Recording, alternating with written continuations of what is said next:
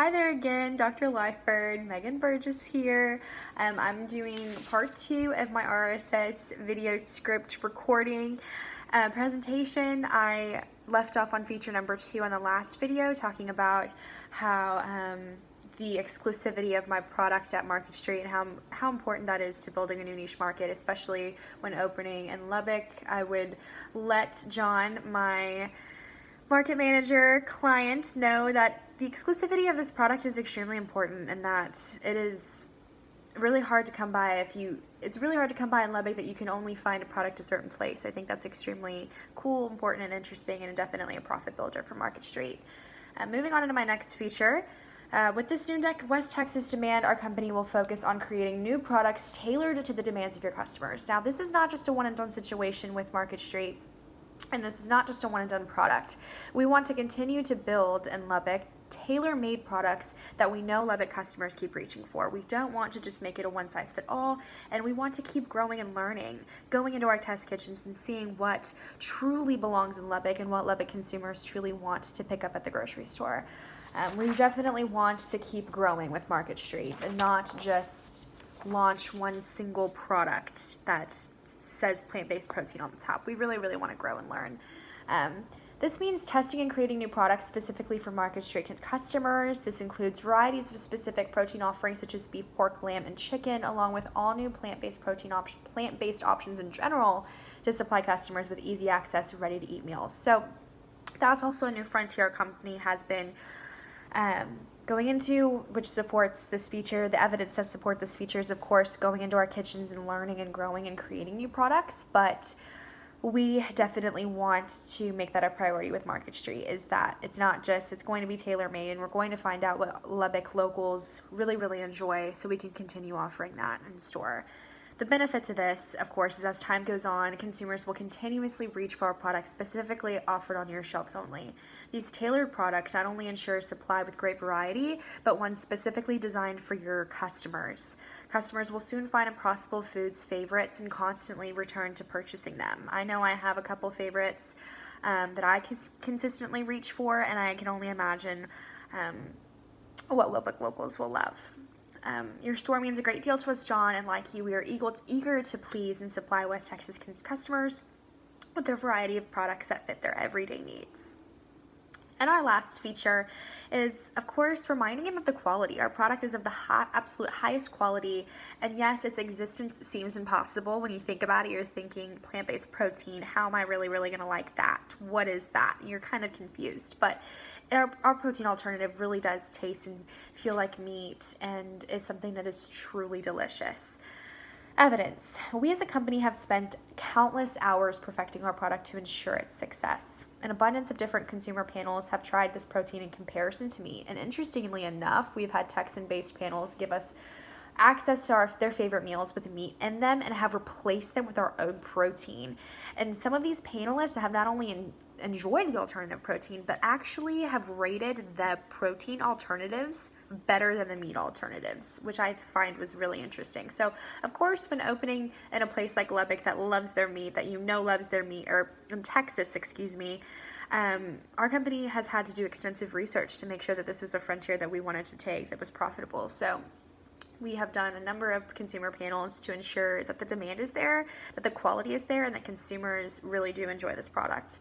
The benefit, this only solidifies the relevance and demand of our product to our consumers, and from beef-loving Texans to those already implementing plant-based proteins in their diet. So we want this product to reach, of course, the already built-in demand from those plant-based lovers that choose to replace those meat alternatives and that do not necessarily reach for meat at the grocery store. But we also want those beef-loving Texans to be like, this is a really cool alternative to start incorporating into our lifestyles, and this is cool. We really like, not just write it off as just a plant-based protein alternative and completely replace their diets, but to add it into their what they cook in their homes. So I really thought about the different features of this product, and it's only the product itself has many different facets that are interesting to me, but I really want to mention in this section the obviously the benefits to the market as a whole and really encompassing his entire store and his entire customer base, the newness of this product, and kind of incorporate that into my features and benefits section. Moving on into the handling and objections section, I foresee different, of course, built-in objections just out of curiosity and out of the unknown of this product. So the first objection I foresaw was, of course, Megan and I have discussed plant-based proteins with other grocers, and they tell me they have not ventured into the market due to presumptive lack of demand. How will Market Street be different?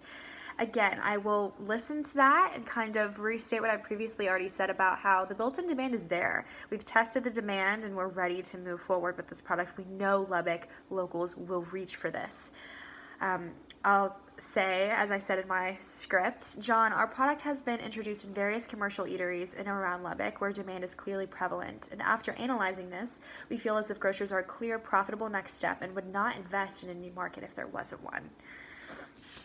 The next objection that I foresaw was, what if customers simply do not latch onto this product? That's a clear-cut objective that I think that we both, worry about as people launching a new product.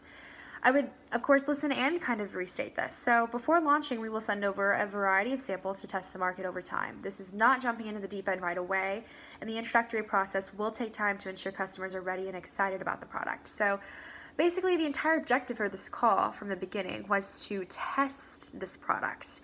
We're not necessarily launching feet first right now. We are coming to John with the goal of incorporating samples into the store to test demand and, have that feedback from the Lubbock customers so we can go ahead and launch in the future.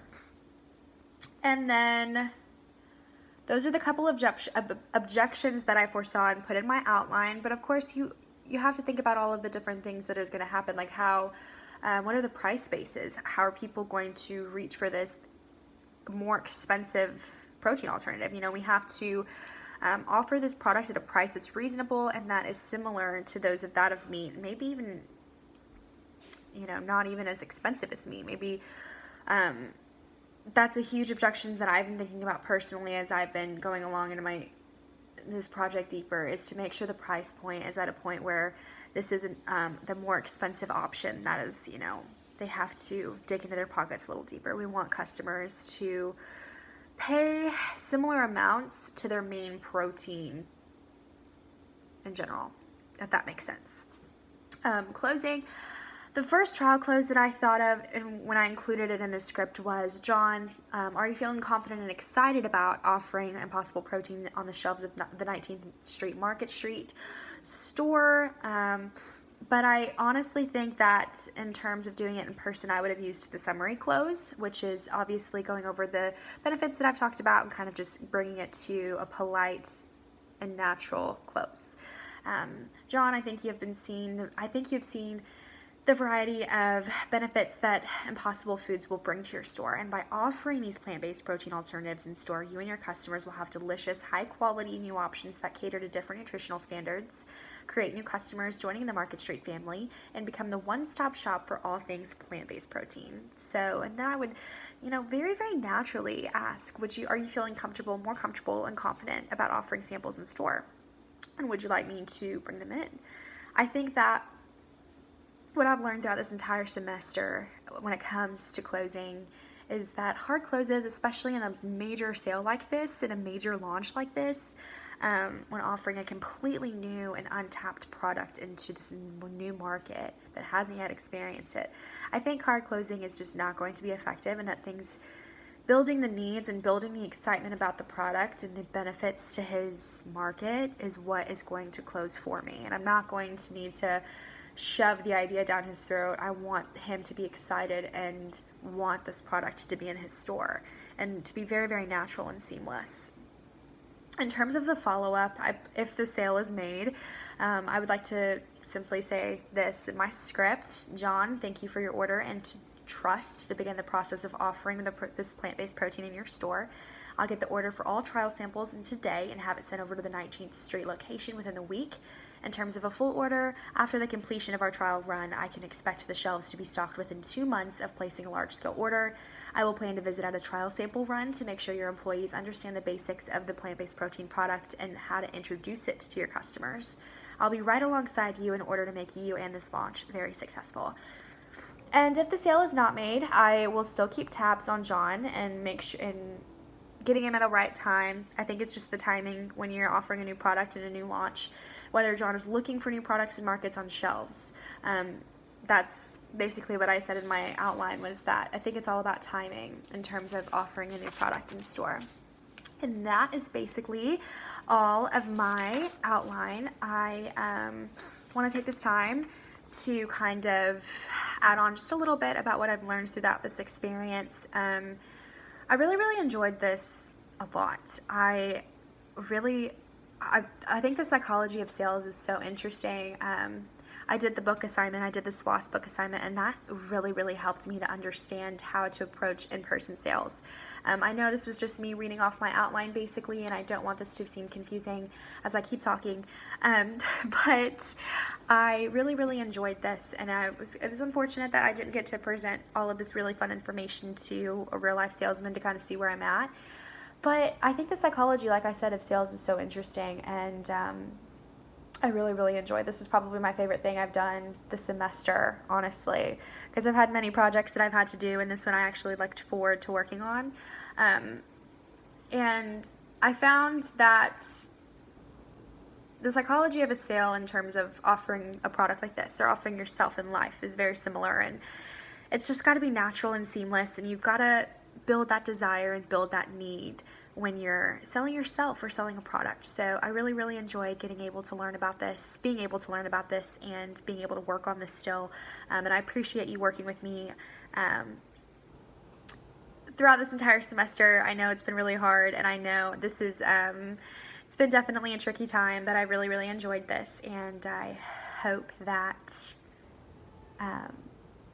I know I will be able to use everything that I've learned throughout this entire experience and throughout this class in my future. So I just want to really thank you, Dr. Lyford, for everything that you've done, and you've been extremely flexible throughout the semester. I know I've had so many issues just in all of my classes trying to get everything figured out, but I really appreciate you working with me all semester. So thank you again, and thank you for this assignment, and I will see you later.